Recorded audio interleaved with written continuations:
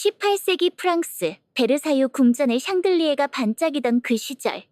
귀족들은 향수를 뿌리고 비단을 걸친 채 파티를 즐기며 하루를 보냈습니다. 그런데 이 화려함 뒤엔 우리가 잘 모르는 은밀한 세계가 있었다면 믿으시겠어요? 18세기 말 프랑스는 정치적으로 격동의 시기를 맞고 있었지만 왕궁은 여전히 호화로웠습니다.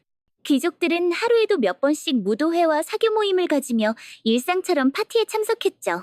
그중 일부 귀족들 사이에서는 은밀한 사교 모임, 즉 오늘날로 따지면 스와핑 파티에 가까운 형태의 교류가 있었다는 이야기가 오랜 시간 전해지고 있습니다. 특히 이런 모임은 마스크드볼이라고 불리는 가면 무도회를 통해 비밀스럽게 이루어졌습니다. 신분과 얼굴을 가릴 수 있었기 때문에 다양한 계층 간의 연문도 가능했죠. 귀족들뿐 아니라 고위 성직자, 군인, 외국 사절들도 참여한 경우가 있었고, 이 무도회는 단순한 오락의 장이 아니라 정략적 관계 형성의 무대이기도 했습니다. 이런 비밀스러운 파티 이야기의 중심에는 항상 한 사람의 이름이 등장합니다. 바로 마리 앙투아네트. 그녀는 오스트리아 합스부르크 가문에서 태어나 프랑스로 시집온 왕비였습니다. 프랑스에 온 뒤 정치에 무관심한 채 파티와 패션, 도박에 빠졌다는 인식이 퍼졌고, 그녀는 국민의 돈을 낭비하는 왕비라는 오명을 쓰게 됩니다. 그중 가장 유명한 루머 중 하나가 바로 스와핑 파티에 참석했다. 심지어 여성들과의 관계가 있었다는 풍문이었죠. 당시 베르사유 궁전의 생활은 철저하게 공개적인 동시에 사적인 부분이 존재했습니다. 왕비의 침실도 관광객에게 공개되던 시대에 그녀가 개인적인 자유를 원했을 가능성은 충분했지만 이것이 곧 문란함을 의미하는 것은 아닙니다. 실제 문헌에도 이런 묘사들은 등장합니다. 예를 들어 당시 반군파 작가 바루엘은 마리 앙투아네트를 부도덕한 향락주의자로 묘사했으며 풍자와 작가들은 그녀를 성적으로 도발적인 이미지로 표현했습니다.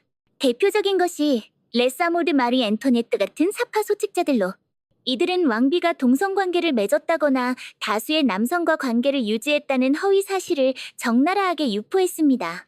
하지만 현대의 역사학자들, 예를 들어 영국의 역사가 시몬 셰만은 이러한 음모들은 민중을 자극해 왕실에 대한 분노를 키우는 도구에 불과했다고 지적했습니다.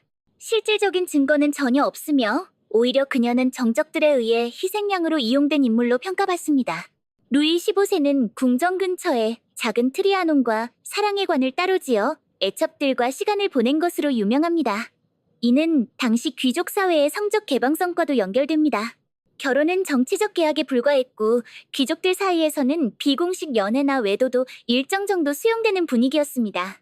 이러한 사회적 배경 속에서 마스크 무도회나 사교 살롱, 비밀의 정원 등에서 자유로운 연애와 성적 교류가 이뤄졌을 가능성은 충분합니다. 그러나 이 역시 모든 귀족이 그러한 생활을 했다는 의미는 아니며 개인의 성향과 정치적 지위에 따라 크게 달랐습니다. 18세기 말 프랑스는 이미 정보 조작과 여론 선동이 존재하던 시대였습니다. 소문은 빠르게 퍼졌고 그것이 사람들의 감정을 움직였죠. 당시 프랑스의 언론과 인쇄 기술은 급속히 발달하고 있었고 저급한 풍자물이 대중 속으로 빠르게 확산되었습니다. 이런 상황 속에서 마리 앙투아네트는 사실 여부를 떠나 이미 대중의 타깃이 되어 있었던 겁니다. 그녀가 처형되기 직전까지 겪은 공포와 고립은 이루 말할 수 없었습니다. 그녀는 딸과 생이별했고 남편 루이 16세의 처형 이후 철저히 감시당했습니다. 그럼에도 불구하고 끝까지 기품을 잃지 않으려 노력했던 그녀는 마지막까지 왕비의 채통을 지키려 했습니다. 오늘날 대부분의 역사학자들은 그녀가 실제로 정치에 무관심했고 사치스러웠다는 점은 인정하지만 문란한 생활을 했다는 혐의에는 회의적입니다. 오히려 당시 왕정에 대한 반감이 그녀 개인에게 집중되면서 스캔들이 과장되고 왜곡되었다는 분석이 더 많죠. 그녀가 남긴 마지막 말. 용서하세요 신부님, 발을 밟으려 한 건 아니었어요. 이 한 문장은 그녀의 운명과 인간적인 면모를 함께 보여주는 명언으로 남아있습니다. 역사는 늘 진실과 소문 사이를 오갑니다. 마리 앙투아네트가 정말로 스캔들의 주인공이었을까요? 아니면 정치의 희생양이었을까요? 그 판단은 이제 당신의 몫입니다. 이번 여행도 즐거우셨나요? 구독과 좋아요, 알람 설정 버튼 누르시고 다음 시간 여행에서 또 만나요.